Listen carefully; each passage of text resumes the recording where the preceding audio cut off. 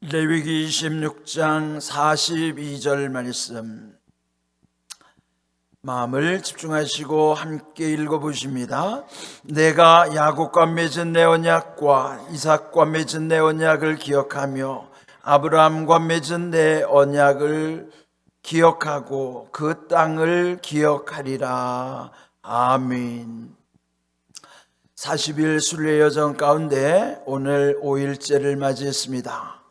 오늘도 함께 하신 여러분 모두에게, 우리 교회에서 함께 하시거나 가정에서 함께 하시는 모든 분들, 이 특세 기간 우리가 함께 기도하는 것처럼 영원한 언약 안에서 확실한 은혜를 체험하고 누리는 삶이 되기를 주님의 이름으로 축복합니다. 아멘. 오늘 말씀은 어제 말씀에 이어지는 말씀이에요. 본문도 레위기 26장 똑같죠. 어제는 26장 9절 말씀이었고 오늘은 42절로 이어지는 말씀입니다. 어제 말씀은 언약을 이행하리라, 하나님께서 약속하신 것을 어떻게 지켜가신다고 했는가, 그 언약의 내용이 어제 4가지였었어요. 하나님께서는 너희에게를 강조해, 내가 너희를 돌보아 너희를 번성하게 하고 너희를 창대하게 할 것이며 내가 너희와 함께한 내 언약을 이행하리라. 그게 어제 말씀이었어요. 그래서 그 하나님의 약속 속에는 돌보심, 번성케 하심, 창대하게 하심, 함께 하심에 대한 언약의 내용이 있었는데 그것을 하나님께서 지키실 것이다, 이행하시겠다 말씀하셨죠.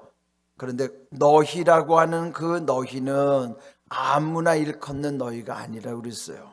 특정된 너희예요. 그 특별히 정해진 너희가, 우리 신약에서는 요한일서 5장 13절, 그 너희는 하나님의 아들의 이름을 믿는 너희라 그렇죠. 그러므로 하나님의 아들 즉 예수님의 이름을 믿는 우리 성도들에게 주신 그 너희라고 하는 특정된 너희를 향한 하나님의 약속, 그 언약을 그래서 우리가 소중히 여기는 것입니다.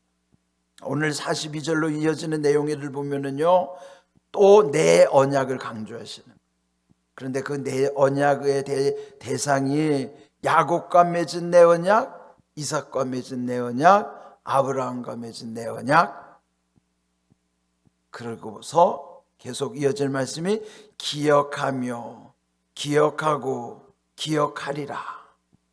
그렇게 말씀이 계속 반복되는 거예요.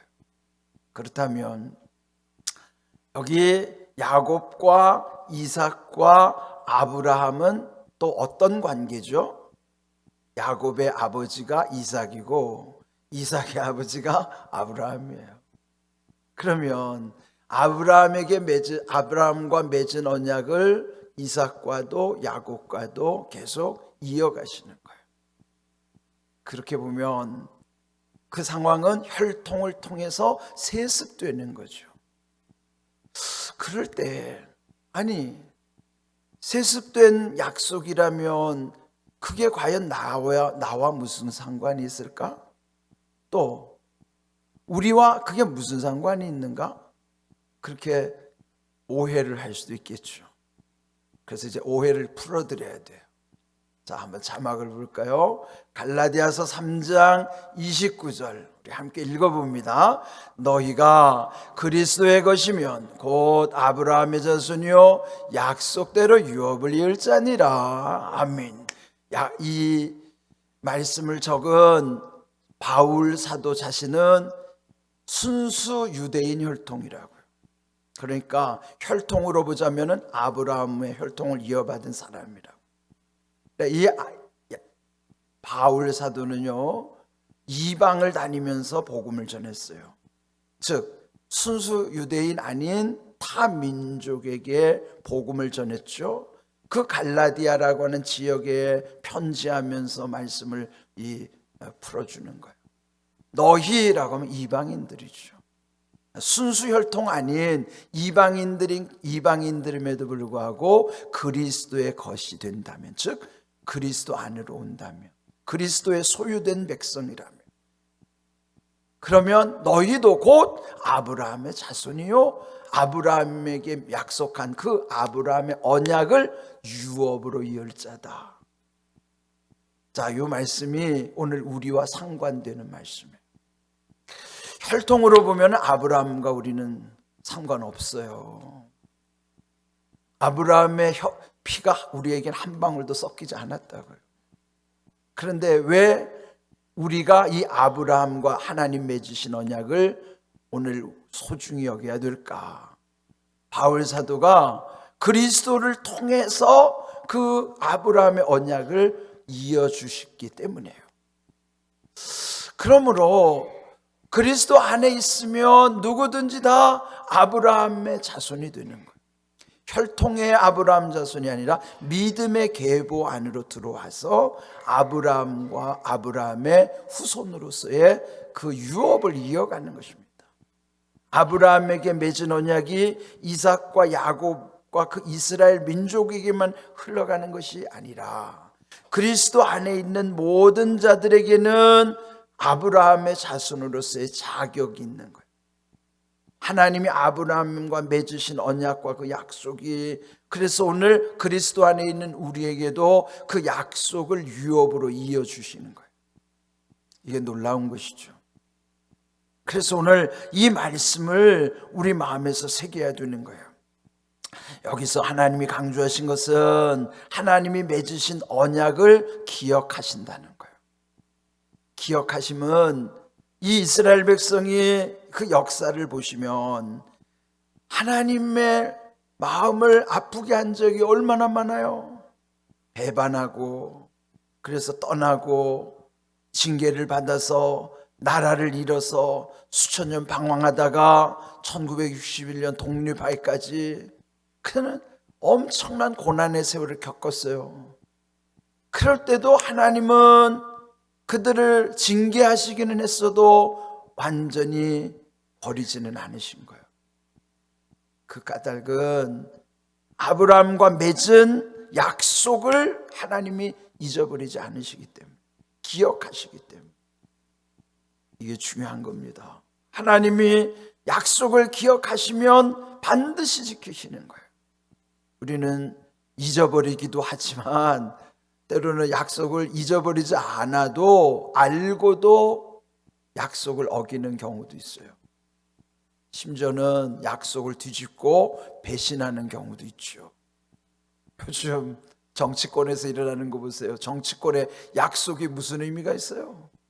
자기 달면 삼키고 쓰면 다 뱉어버리는 세상에 약속이 의미가 없어요.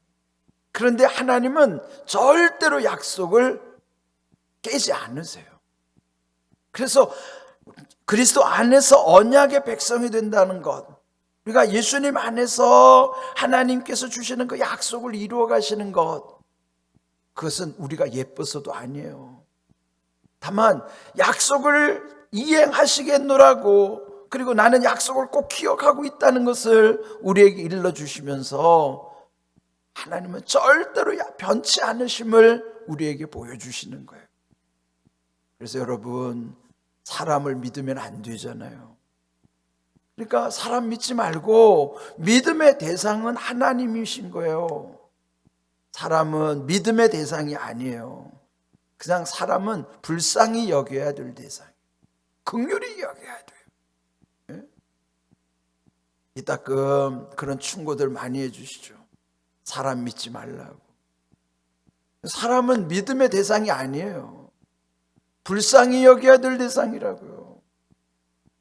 그래서 저는 늘 목회 현장에서는 다 불쌍히 여기는, 왜? 하나님이 우리를 그렇게 여겨주시는 거예요. 불쌍히 여겨주시는 하나님의 긍휼하심 속에서 우리도 서로를 다 불쌍히 여기는 마음으로 대하는 거예요. 그래서 여러분이, 저도 저를 향해서도 불쌍히 여기셔야 돼요. 저도 여러분을 불쌍히 여겨야 돼요. 가정 안에서도 마찬가지예요. 서로를 긍휼히 여겨줘야 돼요. 그것이 하나님의 마음입니다. 오직 변하지 않으시는 분은 하나님밖에 없으시고요. 그래서 믿을 수 있는 분은 하나님밖에 없어요. 이 세상에 그 무엇도 믿으면 안 됩니다. 제가 여기에 믿음이라는 건 절대 믿음이라는 거예요.